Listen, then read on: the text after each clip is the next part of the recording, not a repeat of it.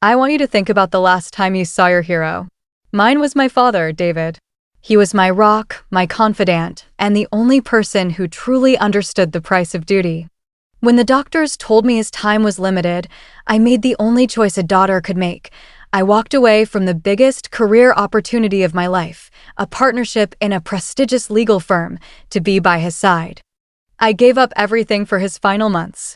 But my father's final act wasn't a blessing of gratitude, it was a terrifying curse. On his deathbed, he handed me a small, heavy, locked wooden box and whispered 7 words that changed the course of my entire life. Trust no one, Ava. Not even your mother. That box contained the proof of a betrayal so deep, so dark, and so deadly, it made me question everything I thought I knew about my family. The woman I called Mom was not who she seemed.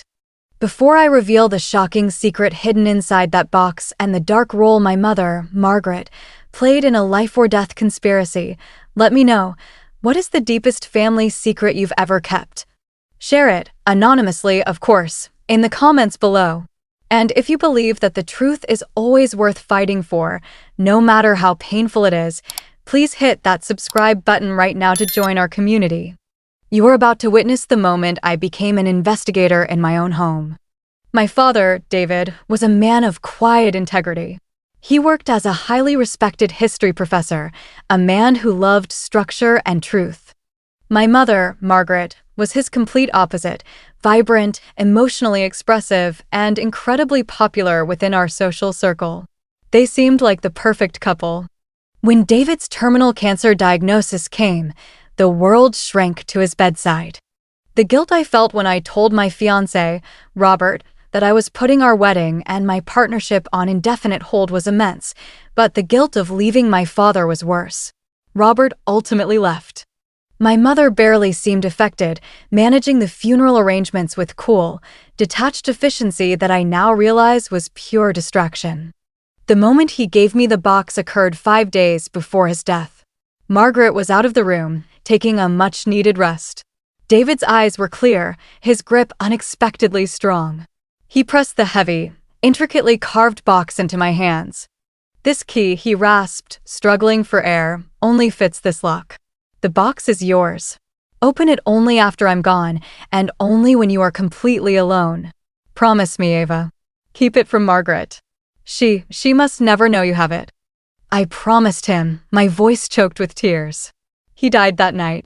The moment my father's coffin was lowered into the ground, the atmosphere in our home shifted. My mother, Margaret, changed from the grieving widow to a frantic predator. She started searching. It wasn't just casual tidying, it was methodical, relentless hunting. She went through David's office, emptied his safe, and then started on my room. She tried emotional manipulation first. Ava, darling, your father mentioned a certain important file before he passed. Did he perhaps give you anything? A box, maybe? It's about his pension. I need to make sure you're protected. I held my ground. No, Mom. Nothing like that. Just some old photos and books. Her eyes, usually warm and comforting, hardened with suspicion. She didn't believe me. The fear was palpable. She wasn't looking for a pension. She was looking for a secret. This deep suspicion from my own mother convinced me that whatever was in the box was dangerous, and my father's warning was justified. I hid the box inside a hollowed-out legal encyclopedia I had brought home from my old office, a place I knew Margaret would never look. I waited 3 weeks after the funeral. One lonely night, I locked my room and used the small, antique key my father gave me. The lock clicked, releasing a faint smell of cedar and old paper. The box didn't contain money. It contained the terrifying evidence of a life my father had meticulously hidden. A large stack of old love letters, dated 20 years ago, signed by a woman named Sarah. A sealed, official marriage certificate between David Vance and Sarah Jennings, dated 2 years before he married Margaret.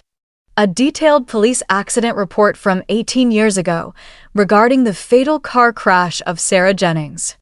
A small, high-quality audio cassette with a handwritten label, The Truth. My heart hammered against my ribs.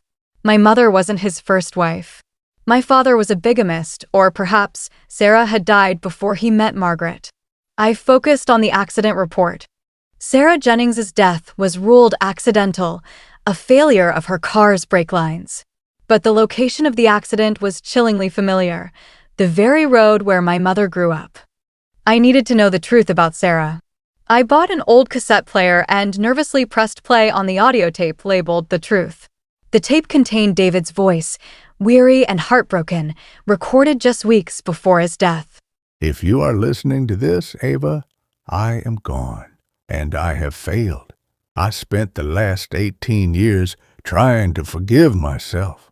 Margaret, she wasn't just my rebound. She was desperate to be Mrs. Vance. I proposed to Sarah, my first wife, a week before she was murdered. The car accident was no accident. Margaret tampered with the brake lines. She confessed it to me in a moment of hysterical fear right after the funeral. She said, "I did it for us, David." She was in the way. I was a coward. Ava, I was terrified of exposing the mother of my children as a murderer. I was trapped. I married her to silence her, to keep her close, to keep the secret from you, my daughter. The man who certified the repairs on Sarah's car, the man who guaranteed her death, was Robert Thorne, Margaret's brother, my former best friend. They did this together. I knew I couldn't die without seeking justice. Use the documents, Ava. Avenge Sarah. Avenge me. I ripped the headphones off. My mother was a murderer. My loving, vibrant mother, Margaret, had cold-bloodedly killed another woman to marry my father. And my father knew and kept the secret for 2 decades, trapped by fear and shame. My entire life, my family history, was built on a grave. The emotional toll was immense. The woman who had comforted me after my father's death was the reason for his eternal suffering. The betrayal was absolute. I immediately began investigating Robert Thorne. Margaret's brother was a powerful attorney who ran a lucrative auto repair shop as a side business. The man who had abandoned me, my former fiancé Robert, was his cousin and legal protégé. The pieces clicked into a horrific mosaic. Robert had left me because Margaret and Thorne had engineered the breakup to keep me distracted and prevent me from discovering the truth. I knew I couldn't confront Margaret directly. She was too dangerous. I needed to expose her publicly, legally, and permanently. I used the only tool I had left, my unfinished law career. I reached out to my former legal partners, using my father's taped confession and Sarah's official marriage certificate as leverage.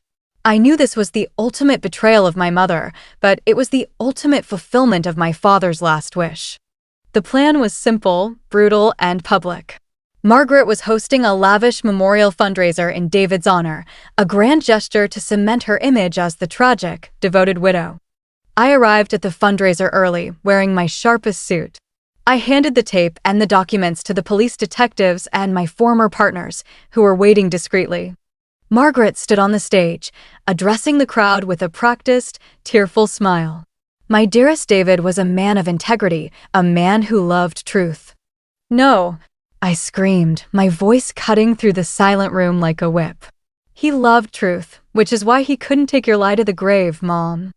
I walked onto the stage, holding the amplified microphone. Margaret's face went from pale to chalk white. "Ava, what are you doing?" "This is sacrilege," she hissed. "Sacrilege? No, Mom. This is justice for Sarah Jennings." I pointed to the detectives who were now walking towards Robert Thorne and Margaret. "This woman is not a devoted widow. She is a murderer. 18 years ago, she and her brother killed my father's first wife to steal his life." I looked directly at the crowd, the investors, and the cameras. My father left me this evidence. He wanted me to avenge his first love. The real reason he married my mother was to silence the secret. As the police placed Margaret in handcuffs, her emotional facade crumbled. She lunged at me, her eyes filled with pure, murderous hatred. "I did it for you, Ava. For our life. You destroyed everything." I didn't flinch. You destroyed her life, Mom. And you destroyed my father's soul. I watched her being led away, the cheers of the crowd turning into horrified whispers. I had fulfilled my promise. I had gained justice for Sarah, and I had freed my father's soul. But I lost the only remaining family I had, and the emotional cost was immeasurable. I stand today, financially ruined and completely alone, but with my integrity intact.